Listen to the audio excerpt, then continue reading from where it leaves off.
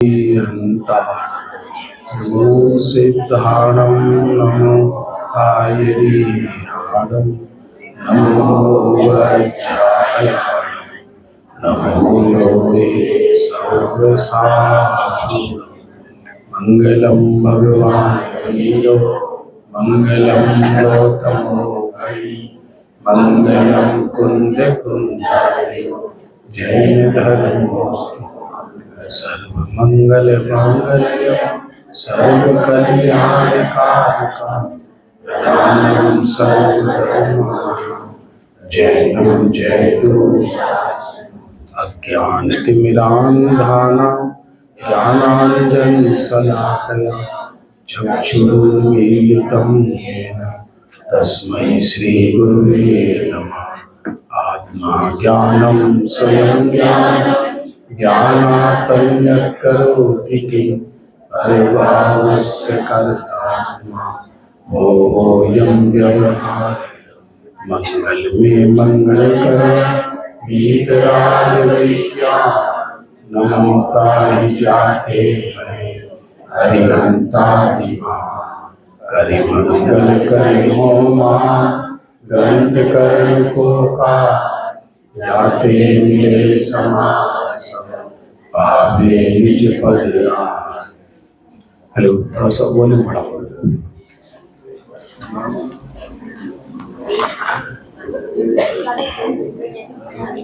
Hello,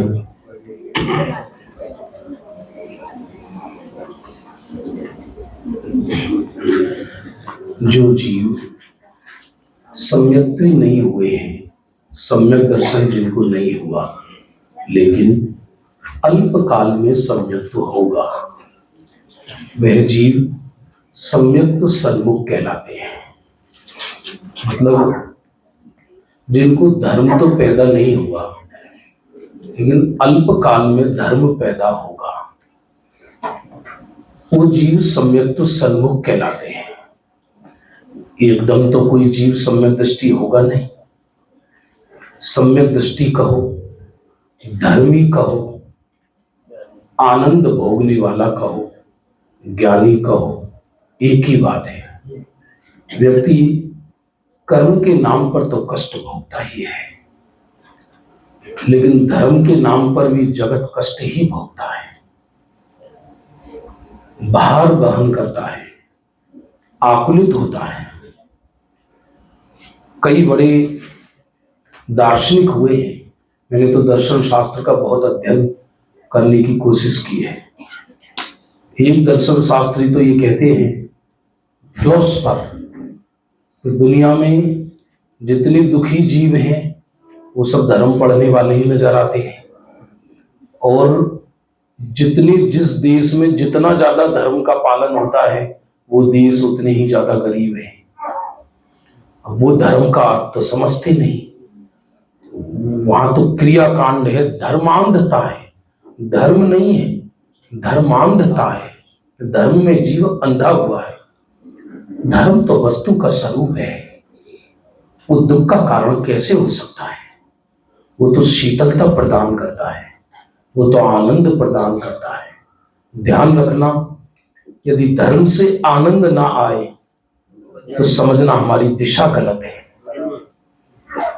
और आनंद, ज्ञान और आनंद को सगा भाई कहा है, सहोदर। वो ज्ञान वही ज्ञान है जिसमें आनंद आए। तो कोई जीव निगोद से निकलकर यहां तक पहुंचा, जैसे कि हमने चर्चा कल करी थी, जिनेश्वर की वाणी सुनी, कर्मों का ऐसा क्षयोपशम हुआ कि तत्व विचार करने की शक्ति हुई, मोह मंद हुआ तो तत्व विचार में उद्यम हुआ। सुख में, दुख में, हानि में, लाभ में, जीवन में, मरण में, यश में, अपयश में निरंतर तत्व का विचार चलता है। तत्व विचार कष्ट जनित नहीं होता, तत्व विचार आनंद जनित होता है।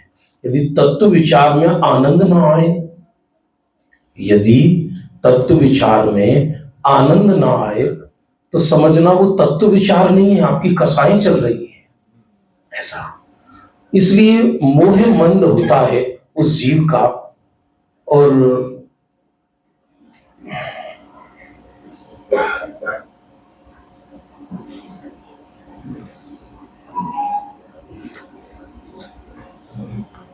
गया, कनेक्शन गया, चलो कोई बात नहीं। सुनो सुनो सुनो, ध्यानपूर्वक सुनना बात को। इसलिए तत्व विचार में उद्यम हुआ, सही दिशा का लक्षण ही ये है कि तत्व विचार में उद्यम। अब अपने अंतःस्थल को टटोल कर देखें, अपने कलेजे का ऑपरेशन करें, तो आपको उत्तर मिलेगा इसका। धर्म क्षेत्र में हमको ऊर्ध्वता किसकी रहती है? यदि रोग शोक होने पर तत्व विचार न चले और रोग शोक होने पर हमको दवाओं की ऊर्ध्वता ख्याल आए, तो समझना मोह मंद नहीं हुआ। मोह मंद का लक्षण ही है तत्व विचार में उद्यम। मोह मंद का लक्षण क्या है? तत्व विचार में उद्यम। और उस तत्व विचार के उद्यम में निमित्त कौन बना? देव शास्त्र गुरु। कठिन तो नहीं लग रहा विषय? बहुत सरल है। क्या कहा? देव शास्त्र गुरु। सच्चे देव, सच्चे शास्त्र, सच्चे गुरु। अभी तो सच्चे देव शास्त्र गुरु का मिलना ही दुर्लभ है। और व्यक्ति देव को भी मानसिक मेंटली रूप में अपने आप निर्णय करता है, शास्त्र को भी और गुरु को भी। कल यहां तक हो गया था अपना। अब जब सच्चे देव गुरु धर्म मिले तो उनसे 4 चीज का डिसीजन हुआ। ये चर्चा क्या चल रही है? सम्यक तो सन्मुख मिथ्या दृष्टि है, तो मिथ्या दृष्टि, लेकिन बहुत जल्दी सम्यक दृष्टि होने वाला है। दूसरे शब्दों में कहें कि उसको बहुत जल्दी धर्मी होने वाला है, वो बहुत जल्दी उसको आनंद उपजने वाला है उसके जीवन में। तो उसको देव गुरु धर्म, पहला तत्व क्या है? कि कल्याण के लिए सबसे पहले में पहला जो जीव निर्णय करता है वो किसका करता है? देव गुरु धर्म। मेरे देव कौन, मेरे गुरु क्या है, मेरा धर्म क्या है? अभी तो यही विचार नहीं चलता जीव को, करे क्या? अधिकतर जीव के पाप का उदय चलता है। घर गृहस्थी ढोना मुश्किल है, जिंदगी थोड़ी है, आकुलताएं ज्यादा हैं, तो व्यक्ति को ऐसा लगता है इसकी क्या जरूरत है। इसलिए जो नजर आता है बाहर में, बस उसी पर्याय में व्यक्ति लीन रहता है। ये तो बहुत भाग्य मानो कि इतनी तेज गर्मी में व्यक्ति ये सब चीज सुनने आया है, वरना कहां फुर्सत है किसी को। तो पहले में पहले निर्णय ये करना, मेरे देव कौन है, मेरे गुरु कौन है, मेरा धर्म क्या है। क्या बोला? देव गुरु धर्म। और जब देव और गुरु और धर्म के पास आया, क्योंकि जिसको अभी सच्चे देव गुरु धर्म का निर्णय नहीं, तो वो सच्चे देव गुरु धर्म के पास जाएगा भी नहीं, पहुंचेगा भी नहीं, उसकी कसाई तीव्र है। तो उसको जीवादि 7 तत्व सुनने को मिले। क्या कहा? 7 तत्व। ये 7 तत्व जरूरी नहीं है कि उसकी डेफिनेशन आए ही आए। हर सम्यक दृष्टि जीव को 7 तत्वों का भाव भाषण होता है। हर सम्यक दृष्टि जीव को 7 तत्वों का भाव भाषण होता है। 7 तत्व में 6 द्रव्य भी गर्भित हैं। जैसे ये हॉल है, हम जिस हॉल में बैठे हैं, बोलो इसमें 6 द्रव्य हैं या नहीं? जीव तो मैं स्वयं हूं। जो सब नजर आ रहा है वो सब पुद्गल है। इस जिस क्षेत्र में हम बैठे हैं, इस क्षेत्र में आवागमन हो रहा है, तो इसका मतलब धर्म द्रव्य भी है। और यदि अधर्म द्रव्य ना होता तो हम सब उड़कर भाग जाते, क्योंकि वो रुकने में निमित्त है, तो अधर्म द्रव्य भी है। और हम कहाँ बैठे हैं? आकाश में। और टाइम का परिणमन भी हो रहा है, इसका मतलब काल द्रव्य भी है। देखो 6 द्रव्य की सिद्धि कैसे होती है? दुनिया में 2 द्रव्य हैं मूल, जीव और पुद्गल। 2 मूल द्रव्य हैं, जीव और पुद्गल। अब जीव और पुद्गल 2 द्रव्य की तो सिद्धि हो गई। मैं जो झांक रहा हूं ये मैं जीव हूं, जो नजर आ रहा है बाहर में ये पुद्गल है। दो द्रव्य तो ये सिद्ध हुए, लेकिन इन दो द्रव्यों से 6 द्रव्य की सिद्धि होती है। जीव और पुद्गल चलते हैं, जीव और पुद्गल रुकते हैं, जीव और पुद्गल परिणमन करते हैं, और जीव और पुद्गल रहते हैं। क्या इसलिए दुनिया में 4 ही क्रियाएं हैं, 5वीं कोई क्रिया नहीं है। माने 4 एक्टिविटी है पूरे वर्ल्ड में, चलना, रुकना, रहना, परिणमन करना। क्या कहा, जरा मिलकर बोलो। ये 4 ही क्रियाएं हैं, चलना, रुकना, रहना, परिणमन करना। कौन कौन? जीव और पुद्गल। तो जीव और पुद्गल चलते हैं तो चलने में निमित्त कौन है? धर्म। और जीव और पुद्गल रुकते हैं तो रुकने में निमित्त कौन है? अधर्म द्रव्य। जीव और पुद्गल रहते हैं, कहाँ रहते हैं? आकाश में। और जीव और पुद्गल परिणमन करते हैं तो कौन सा द्रव्य सिद्ध हुआ? हर चीज के प्रति लॉजिक है। आगे आ जाओ, आइए चिदानंद जी आगे आ जाइए। विराजी इधर। सोनगढ़ में रहते भैया जी, ब्रह्मचारी चिदानंद जी। सुनना, अरे भाई साहब सोनू जी, जिन्होंने बड़े पंडित जी की जीवन भर सेवा करी थी, हमारे से पधारे हैं। लेकिन पुत्री मानते थे बड़े पंडित जी इनको। तो पहले में पहला ये निर्णय हुआ, मेरे देव गुरु धर्म कौन है? तो उनसे सुनने को क्या मिला कि तू जीव है, जीव है, तू अजीब नहीं है, अजीब नहीं है। तेरे अंदर जो ये राग द्वेष के विकृत परिणाम होते हैं, ये आश्रम है। देखो, भले ही वो ऐसी लैंग्वेज समझ पाए या नहीं समझ पाए, लेकिन त्रियंच को भी सप्त तत्व का भाव भाषण होता है, भाव भाषण होता है। एक शेर को सम्यक दर्शन हुआ, तो शेर को जब सम्यक दर्शन हुआ तो उसको सप्त तत्व का भाव भाषण था या नहीं था? मैं चैतन्य, वो चैतन्य शब्द नहीं जानता। जैसे एक बालक है, तो बालक की जवान पर मिश्री डालिए, तो मिश्री शब्द नहीं जानता, लेकिन मिश्री का भाव भाषण उसे है या नहीं है? ऐसे ही मैं ये ज्ञान और आनंद से बनाई का पूर्ण तत्व हूं। ऐसी भाव भाषणा होने लगती है सम्यक्त से पहले। यदि भाव भाषणा ना हो तो वो सम्यक्त तो हो ही नहीं उसको। भाव भाषणा का मैं एक आपको एग्जाम्पल दे रहा हूं, यदि आपके ये समझ में आ गया तो पूरा जैन शासन आपके समझ में आएगा। कि से हम बोले शक्कर, तो शक्कर शब्द सुनते ही हमको भाव भाषणा होती है कि शक्कर ऐसी चीज है। होती है नहीं होती? जैसे आमी, खट्टी आमी का नाम लो तो जवान में खटखटपना होने लगता है, खट्टापना आने लगता है, भाव भाषण होती है उसका। लेकिन हम जैसे हमने बोला शक्कर, तो शक्कर सुनकर भाव भाषण होता है। वैसे हमने कहा आत्मा, तो वे जैसा शक्कर सुनकर शक्कर का भाव भाषण हुआ बिना खाए भी, वैसे ही आत्मा सुनकर आत्मा का भाव भाषण होता है। कि मैं एक जाननहार तत्व हूं, ऐसी फीलिंग नहीं होती जैसे शक्कर की फीलिंग होती है। इसका मतलब हम भाव भाषण तक नहीं पहुंचे, अभी वो उस तत्व के भाव भाषण तक नहीं पहुंचे। इसलिए सम्यक तो सन्मुख की बात चल रही है ना, भाव भाषण। भाव आश्रम का भाव भाषण का अर्थ क्या? कि ये जो मेरे अंदर राग द्वेष की परिणति होती है, ये चलने है, ये दुख है, ये कष्ट है, ये मुझे नहीं चाहिए, इसका नाम है आश्रम का भाव भाषण। और बंद का भाव भाषण क्या है? ये जो प्रति समय राग द्वेष में मुझे अच्छा लगता है, ये बंद का भाव भाषण है। राग द्वेष तो होगा, लेकिन उसका भाव भाषण हो जाए तो ही बंद मिटेगा। और मुझे मेरे आश्रय से, ये तो भाषा है, ये तो वास्तव में देखा जाए लैंग्वेज है। परमार्थ रूप से देखा जाए ऐसा भी हो सकता है निर्जरा हो रही हो और ज्ञानी को ये नहीं पता हो कि मुझे निर्जरा हो रही। समझ में आ रहा है? नहीं आ रहा है? निर्जरा माने क्या? आनंद बढ़ना। निर्जरा माने क्या?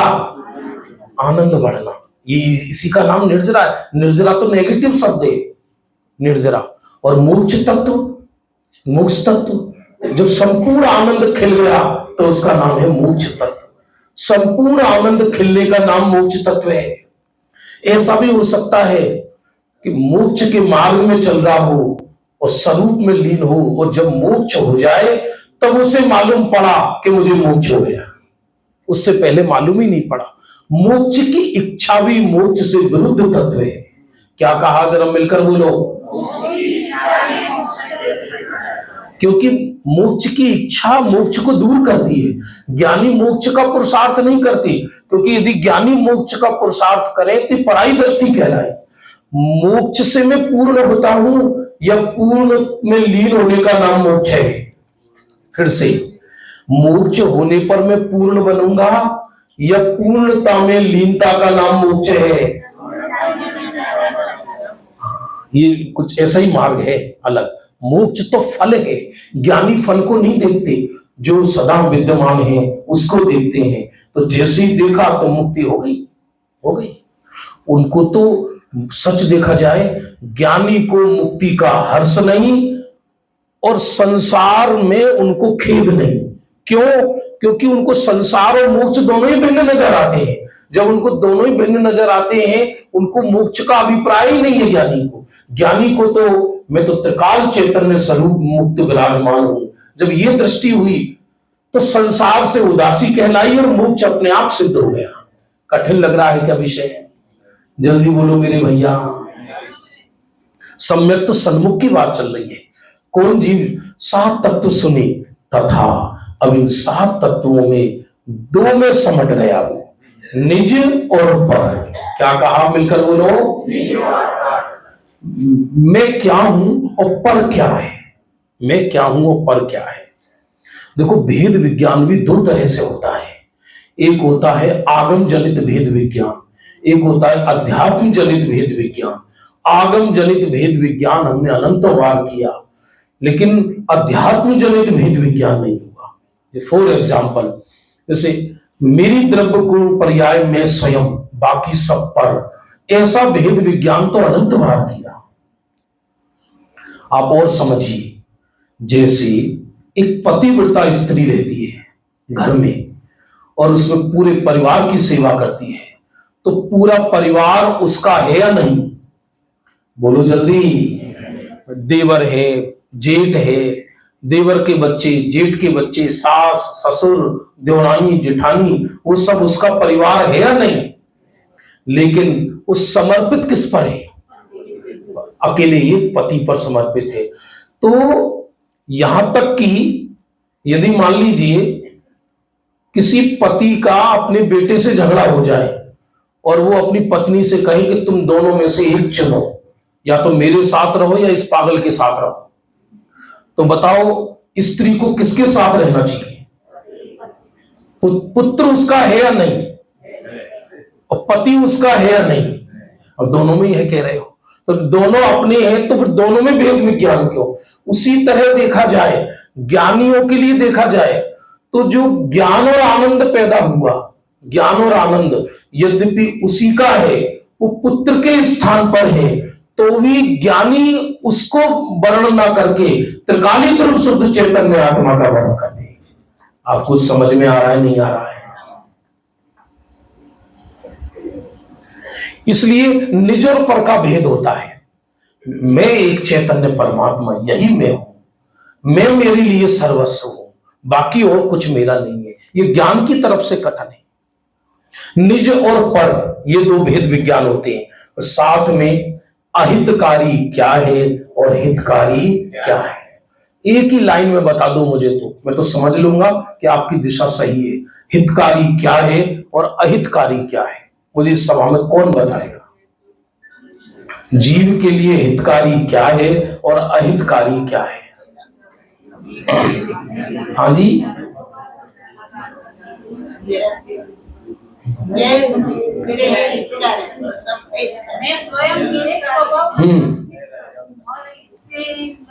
ये तो निज और पर 2 में चला गया, 2 चीज में।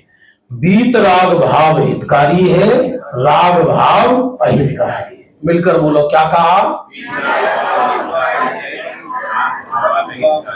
वो तभी तभी तो राग से छूटेगा।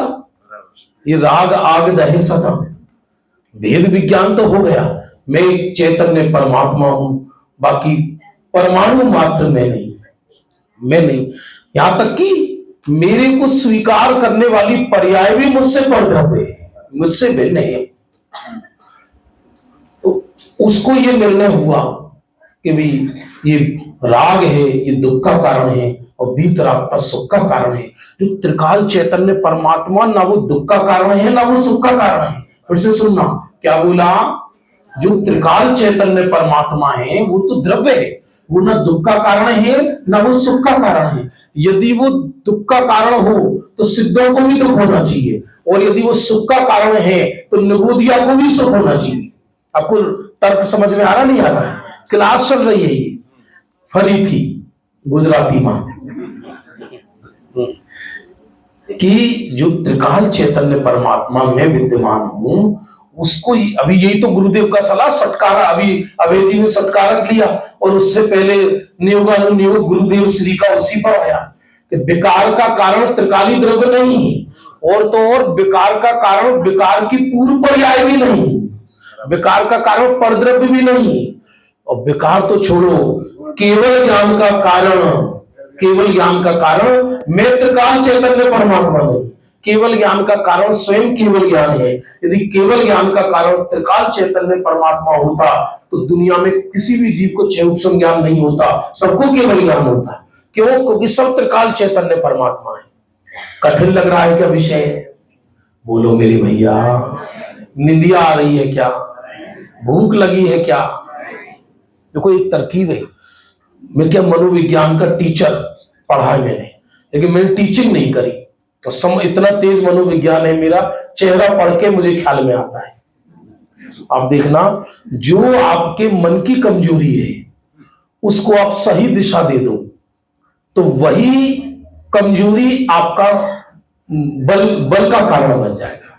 जैसे मान लो, सब कई लोग तो इसी में परेशान होते हैं, हमें याद ही नहीं रहता, हमें याद ही नहीं रहता, हमें याद ही नहीं रहता। भगवान कहते हैं याद करो ही मत, याद करो ही मत। तुम्हें भूलने की बीमारी है ना, तो और बढ़ाओ भूलने को आप, और भाई जो चीज तुम्हें अच्छी लगती है उसको बढ़ाओ। यदि तुम्हें भूलने की बीमारी है तो भूलो, तो यदि आप भूल सकते हो तो एक दिन शरीर को भी भूल सकते हो और पर्याय को भी भूल सकते हो। दिशा परिवर्तन करना है केवल, माने आपकी जो मानसिक कमजोरी है उसकी दिशा परिवर्तन करना है। जैसे आपको अब सोने की आदत है, सोने की आदत है, योग सार में लिखा है ये चीज, ज्ञानियों की अनंत काल के लिए स्वरूप में सो गए हो, जो जागता व्यवहार में वे सो रहा परमार्थ में, जो जागता परमार्थ में वे सो रहा व्यवहार में। इसलिए कुछ चीज बदलने की चेष्टा मत करो। मैं कल से बहुत याद करूंगा, मैं रीढ़ की हड्डी सीधी करूंगा, सावधान, बिल्कुल आत्मा की धुनी लगाऊंगा, सब सन्निपात के रोगी हैं। कौन किसका ध्यान लगाए? या तो कह रहे कि तुम ध्यान लगाओ या मत लगाओ, मैं तो सदा विद्यमान हूं। ये जैसे निर्णय हुआ कि ये वीतराग भाव हितकारी है और राग भाव अहितकारी है, तो उसकी सारी दिशाएं स्वयं सही दिशा की ओर होंगी। इत्यादि के उपदेश से सावधान होकर, इत्यादि के, फिर से सुनना प्लीज अटेंशन, ये प्रयोजन भूत तत्व कहलाते हैं। बाकी और भी जिनवाणी में जितना उपदेश है वो सब अप्रयोजन भूत है।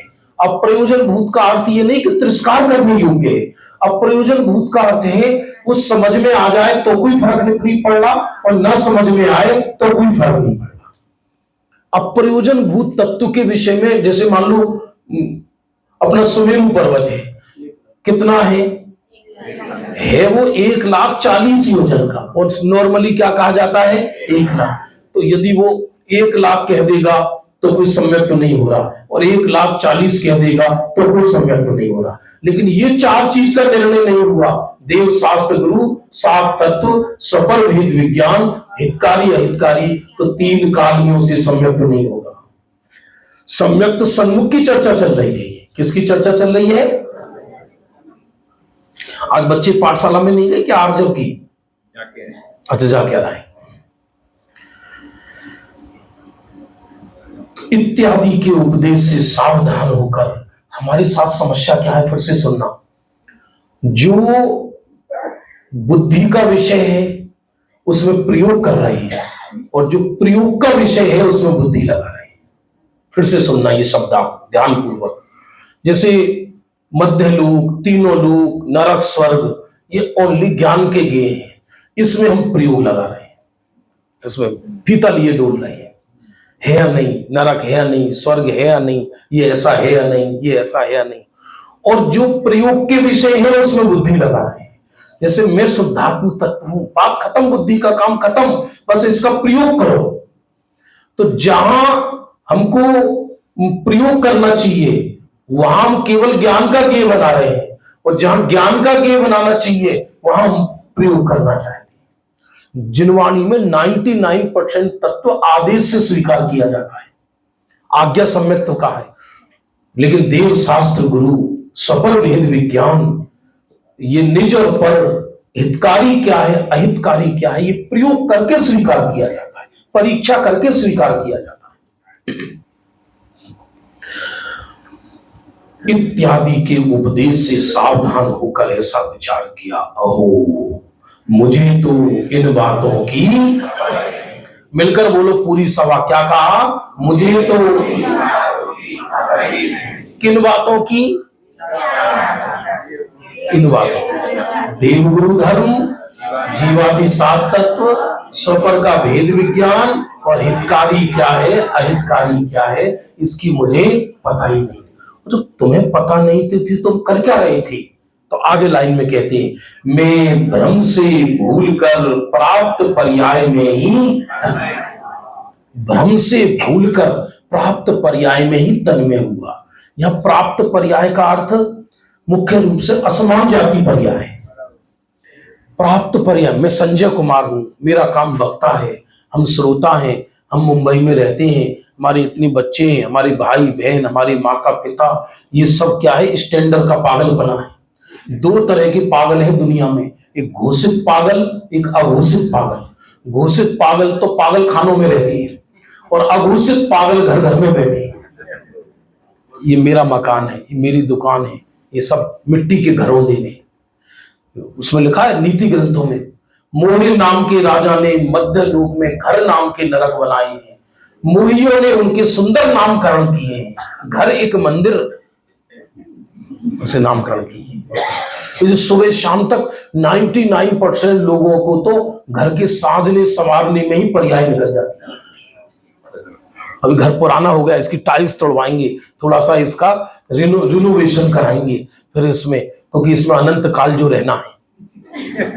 प्राप्त पर्याय में ही तन्मय है, इसके सिवा उसको कुछ सूझता ही नहीं है, इसके सिवा उसको कुछ सूझता ही नहीं है। भाई ये बच्चा है, एक बेटी है, एक बेटा है, बस ये निबट जाए, ये निबट जाए, फिर ये हो जाए, फिर थोड़ा थोड़ा ठिकाने लग जाए।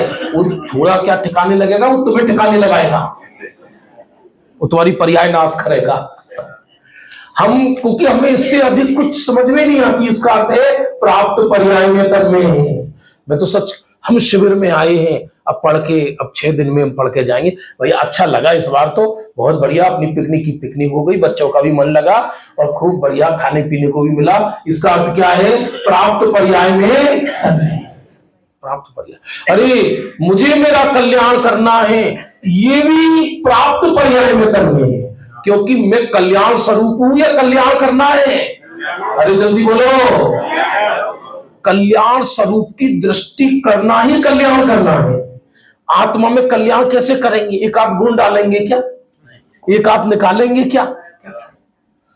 देखो, लोक में बोला ये जाता है कि आत्मा को शुद्ध करना है। शुद्ध करना है या शुद्ध को शुद्ध देखना है? शुद्ध को शुद्ध देखना है। कपड़े धो, कपड़ा, लोग कहते हैं कपड़े धो दो, कपड़ा धोआ जाता है या मेल धोआ जाता है? और बोलते क्या है? कपड़ा धो दिया तो पहनने योग्य नहीं रहेगा। और मेल क्या धोआ जाता है? मेल तो पृथक ही है, यदि मेल कपड़े के अंदर होता तो कभी निकलता नहीं। आत्मा को शुद्ध नहीं करना, अशुद्ध देखना ही अशुद्ध देखना ही प्राप्त पर्याय में तन्मय है। मैं संजय कुमार हूं ये मानना ही प्राप्त पर्याय में तन्मय है। मैं रागी हूं ये मानना ही प्राप्त पर्याय में तन्मय है। मैं भ्रम से भूलकर प्राप्त पर्याय में तन्मय हो गया। इधर देह छोड़ा, गुरुदेव कहते थे मरी ने ढोर थसे, सब संयोग बदल जाए एक क्षण में, सारा परिवार बदल जाए। कहो तो नारकियों के बीच जाकर पैदा हो जाए, कहो तो देवों के बीच जाकर पैदा हो जाए, कहो तो त्रियंचों के बीच जाकर पैदा हो जाए। भैया बहुत शांति से सुनना, ये साधारण बात नहीं चल रही है, एकदम बहुत गंभीर होने की बात है। जीवन में इस तत्व ज्ञान के मार्ग में सीरियस बनो, क्योंकि जब तक इस सीरियस हम गंभीरता से नहीं लेंगे इसको, तो हमको ये उतार, इसके तत्व ज्ञान जीवन में उतरेगा नहीं, उतरेगा नहीं। ये आज तक हम व्यापार के प्रति तो बहुत सीरियस हुए हैं, घर के प्रति सीरियस हुए हैं, लौकिक पढ़ाई के प्रति सीरियस हुए हैं, लेकिन जन्म मरण के प्रति सीरियस नहीं हुए।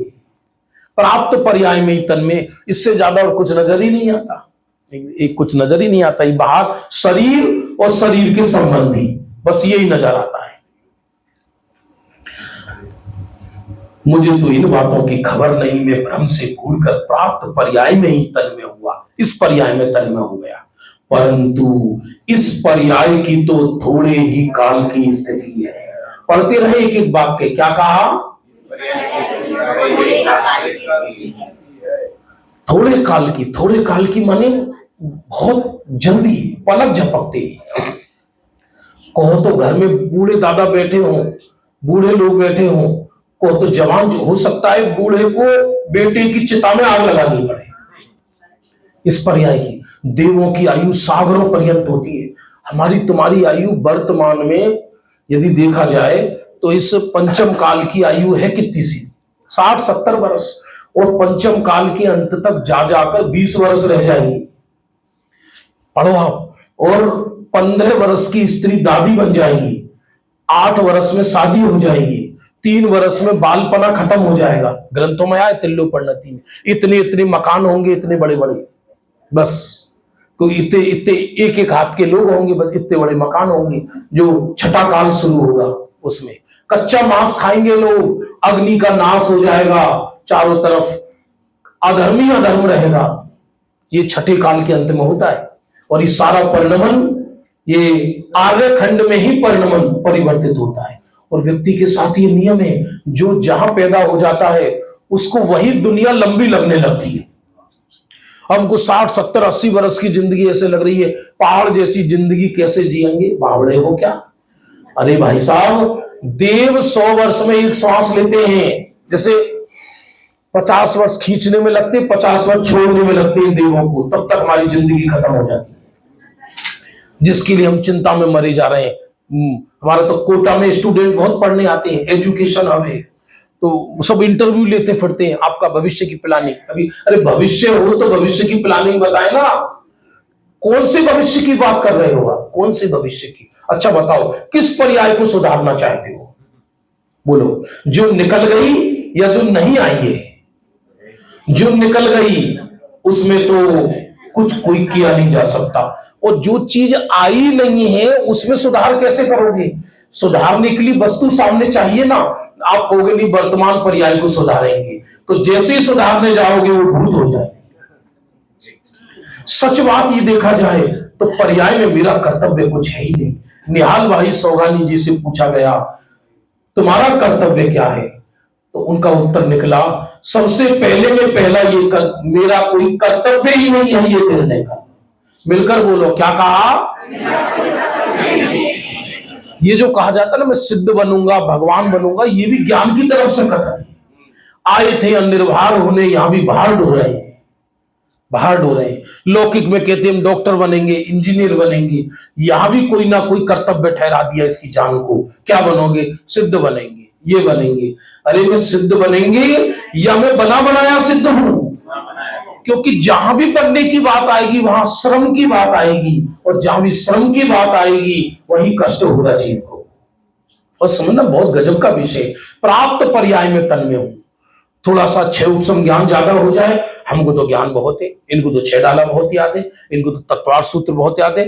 श्रीमद रामचंद्र जी का वाक्य है, या ईडर में तब किया है गर्मी में श्रीमद जी ने, ज्ञान बढ़ जाए और विशुद्धि ना बढ़े तो ऐसा ज्ञान अभिमान बढ़ाने के काम आता है, और अभिमान से जीव नरक गति जाता है। श्रीमद जी का वाक्य है, क्या कहा? ज्ञान बढ़ जाए विशुद्धि ना बढ़े। ऐसे मैं ये कह रहा हूं, अंगूठा टेक हो, निर्वाण का भागीदार है। 11 9 अंग पूरी दुनिया को पढ़ा दे, लेकिन दिशा गलत है उसकी। दिशा क्या गलत है? वो अपने को ज्ञानी मान रहा है, ये दिशा गलत है। 6 उपसम ज्ञान से अपने को ज्ञानी मान रहा है वो जी। इसका अर्थ है प्राप्त पर्याय में तन्मय है। प्राप्त पर्याय में तन्मय है, इसका बहुत बड़ा अर्थ है। मैं संजय कुमार हूं, इसका अर्थ भी प्राप्त पर्याय में तन्मय है। मैं मोटा हूं, मैं पतला हूं, मैं यहां जाऊंगा, मैं वहां जाऊंगा, मेरा इतना बड़ा परिवार है, इसका नाम है स्थूल प्राप्त पर्याय में तन्मय है। मैं रागी हूं, मैं द्वेषी हूं, मुझे बहुत क्रोध आता है, मैं बहुत शांत हूं, ये भी क्या है? प्राप्त पर्याय में तन्मय है। थोड़ा सा मुमुक्षु हुआ, नहीं मैं तो जाननहार हूं, मैं तो जाननहार हूं, तो प्रगट परिणाम में एकत्र कर रहा है, ये भी प्राप्त पर्याय में तन्मय है। अरे समझ में आया नहीं आया? बहुत गजब लिखा है टोडरमल जी ने, परंतु इस पर्याय की तो थोड़े काल की स्थिति है। उड़ चला हंस से लानी, अरे उड़ चला हंस से लानी, मात पिता सुता सुत रोवे, रोवे नार निशानी, अरे उड़ चला हंस से लानी। प्राप्त इस पर्याय की तो थोड़े काल की स्थिति है। तथा यहां मुझे सर्व निमित्त मिले हैं। इस विषय का उद्देश्य मत भटक जाना। विषय क्या चल रहा है? सम्यक तो सन्मुख, सम्यक हुआ नहीं है, निकट होने वाला है। यहां मुझे सर्व निमित्त मिले हैं। सर्व निमित्त मिले हैं, इसका मतलब देवगुरु धर्म मिल रहे हैं। मुझे तो कभी कभी लगता है बहुत ही अजब गजब, किस शुभ घड़ी में कौन से भाग्य ऐसा फटकार आया कि जो इस महापुरुष के वचन अपने कान में पड़े। मैं समझता हूं तीनों लोक की संपदा एक तरफ, क्योंकि वो तीनों लोक की संपदा तो क्षणिक है, क्षणिक है, मैं भोग ही नहीं सकता उस संपदा को।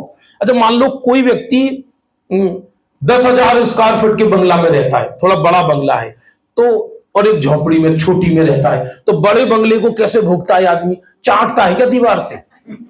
क्या करता है? केवल एक मेंटेलिटी ही तो है। फिर से सुनना, इसलिए दुनिया में जितनी भी जड़ को भोगने की बात करते हैं हम, ये केवल रॉन्ग मेंटेलिटी है। मैं बड़ा, मैं गरीब, मैं अमीर, मैं निर्धन, ये केवल मेंटेलिटी है। परमार्थ से देखा जाए विश्व का कोई प्राणी जड़ पदार्थ को भोग ही नहीं सकता। कैसे भोगेगा आप? भोग कर दिखाओ आप, कैसे भोगेगा कोई?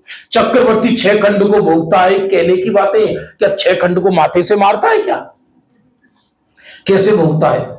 पढ़ो, जब भरत जी को वैराग्य आया तो भरत जी अफसोस कर रहे हैं, अरे मैंने व्यर्थ में लोगों का दिल दुखाकर इस 6 खंड पर आधिपत्य करना चाहा, इसमें तो सुख है ही नहीं। 6 खंड जीत कर भी भरत जी निराश थे, गर्दन लटकी हुई थी, गर्दन लटकी। राजमाता कहती है आज भरत का मस्तिष्क नीचे झुका हुआ है, इसका क्या कारण है? तब भरत जी कहते हैं माता, मेरी पराजय का मैं स्वयं साक्षी हूं, मेरी पराजय का मैं स्वयं साक्षी हूं। ऐसे अनंतो चक्रवर्ती हो गए जो एक दूसरे का नाम मिटाकर अपना नाम लिखते रहे, पर आज तक भी मैं एक परमाणु का मालिक नहीं बन पाया। दुनिया कहती है मैं 6 खंड का मालिक हूं। अरे बाहर की वस्तु छोड़ो, शरीर का मालिक जीव है क्या? राग द्वेष जो अपनी पर्याय का मालिक जीव है क्या? यदि पर्याय का मालिक हो तो पर्याय सुधार लो ना। यदि शुभाशुभ परिणाम के मालिक हो तो ऐसे शुभ भाव कर लो कि जिससे चक्रवर्ती बन जाओ, करके बनाकर दिखा दो, परिणाम बदल के दिखा दो। यहां मुझे सर्व निमित्त मिले हैं। भाग्यमानों, सच्ची जिनवाणी सुनने को। सर्व निमित्त का अर्थ है सम्यक्त्व के लिए जो मुख्य निमित्त चाहिए। देवगुरु धर्म, इंद्रियों का स्वस्थपना, ज्ञान का साकार उपयोग वाला, हिताहित के विवेक वाला, ये सारे निमित्त मिले नहीं मिले हैं। भाई साहब, लोगों को जुर्माने सुनने को नहीं मिलती, ऐसी ऐसी जगह सुनते हैं तो मेरा तो हृदय कांपता है। ऐसे ऐसे देशों में युद्ध चल रहे हैं, कई कई साल से लाखों लोग भस्म हो गए, बारूद के ढेर पर दुनिया बैठी है, बारूद के ढेर पर। ऐसी ऐसी घटनाएं सुनने को मिले तो कांप जाए व्यक्ति, कांप जाए। 7 साल की बच्ची को 9 साल से कैद में रखा, उसको यहां रखा, उसको वहां रखा, ऐसे ऐसे सुन के मतलब छाती फट जाए। ऐसी ऐसी बातें हैं। ये तो बहुत कोई कोई साधारण बात नहीं है। इस आप जानते हो त्रिलोक परिणति में एक बात आई है, मैं हर जगह कहता हूं, यहां भी कह रहा हूं कि ये पंचम काल में जैन धर्म ऐसे घटता रहेगा धीरे धीरे। लेकिन एकदम ऐसे नहीं घटता। 500 वर्ष बढ़ता है, 500 वर्ष घटता है, फिर 500 वर्ष घटता है, फिर 500 वर्ष बढ़ता है। अभी जो चल रहे हैं 500 वर्ष, ये बढ़ने वाले चल रहे हैं। वरना आप गुरुदेव श्री से पहले देखो, मुगलों के समय देखो, आप मुगलों के समय भाई साहब आप माइक लगा के जैन धर्म नहीं सुना सकते थे किसी को, आप अधिक प्रदर्शन नहीं कर सकते थे। अभी तो स्वतंत्रता का काल चल रहा है एकदम। इसलिए जिनको 5वां काल होगा होगा, हमारे लिए तो 4था काल है होगा, जिनके लिए होगा। सर्वनिमित्त मिले, और क्या चाहिए। और कभी अपनी जिंदगी से शिकायत हो आपको कि नहीं हम तो बहुत परेशान हैं, तो आप अपनी शिकायत को परमागम और आगम से मिलाओ। यदि आपके पति आपका साथ नहीं देती तो आप सोच लेना कि मेरे पति राम जैसे तो नहीं है कि उन्होंने घर से बाहर निकलवाया। अरे समझ में आ रहा नहीं आ रहा है। उसको तो वन जंगलों में रहना पड़ा। यदि तुम्हारी सासू तुम्हें बेकार लगती है तो अंजना की प्रसूति डिलीवरी गुफा में हुई, गुफा में, जंगलों के अंदर। हमारे भैया चिदानंद जी ने तो बहुत कथा लिखी है, क्योंकि बहुत सुंदर अंजना की, सीता की कथाएं लिखते हैं, बहुत बढ़िया पुस्तकें निकलती हैं। एक एक चीज का आप देखो जरा, एक एक चीज का। आपकी सीता की तरह हरण तो नहीं हुआ, एक एक चीज देखोगे तो मालूम पड़ेगा कि विश्व के अंदर मुझको कोई कष्ट नहीं है। सच देखा जाए, यदि मैं सोचूं तो कष्ट है। युगल जी बाबूजी का नाम सुना होगा, अभी उनका प्रोग्राम हुआ था, तो बहुत बहुत अद्भुत व्यक्ति थे। तो एक बार उनसे किसी ने तत्व ज्ञान में उस शंका समाधान करती थी, तो किसी ने पर्ची लिखकर भेजी और उनसे पूछा, दुख कौन से द्रव्य के, कौन से गुण की, कौन सी पर्याय है। वो उत्तर देते हैं, दुख काल्पनिक द्रव्य के, काल्पनिक गुण की, काल्पनिक पर्याय। आपको क्या बात कह रहे हो। क्योंकि मुझे ही बताओ, द्रव्यों में एक भी दुख नाम का गुण है क्या। तो द्रव्य सुख से बना है या दुख से बना है। सुख से बना है। गुण में, गुण आत्मा में 47 शक्ति में दुख नाम की शक्ति है क्या। बस दुख कहां से पैदा हुआ। दुख कि हूं तो मैं ज्ञान और आनंद से बना चैतन्य तत्व, लेकिन अपने को संजय कुमार मानता हूं, अपने को रागी मानता हूं, अपने को द्वेषी मानता हूं। बस यहीं से दुख की संतति शुरू होती है। दुख का आधार द्रव्य नहीं है, दुख का आधार पर द्रव्य नहीं है, दुख का आधार अज्ञान है, वो भी एक समय का है। आत्मा में ऐसी शक्ति नहीं कि जीव दुखी हो सके। दुख कल्पना है, सुख फैक्ट है। दुख कल्पना से खड़ा होता है। ये कल्पना है कि मेरा जन्म हुआ है, ये कल्पना है मैं संजय कुमार हूं, ये कल्पना है मेरा मरण होगा, और आगे चलो तो ये कल्पना है मैं रागी हूं, ये भी कल्पना है कि मुझे बंधन है, ये भी कल्पना है कि मुझे मोक्ष जाना है। कल्पना और कल्पनाओं का स्टैंडर्ड है अलग अलग। बस ये पूरा कर रहा हूं, तो समय थई रहा है आपका। इस पर्याय की तो थोड़े काल की स्थिति, यहां मुझे सर्वनिमित्त मिले हैं, इसलिए मुझे इन बातों को बराबर समझना है। सर्वनिमित्त मिले हैं, और क्या चाहिए। मैं तो हर जगह बोलता हूं, हम इतने भाग्यशाली हैं जो निमित्त विदेश क्षेत्र के श्रोताओं को मिले हैं, वो निमित्त हमको यहां पर मिले। आप किसके लिए रो रहे हो, काय का रोना, कौन से रोने रो रहे हो।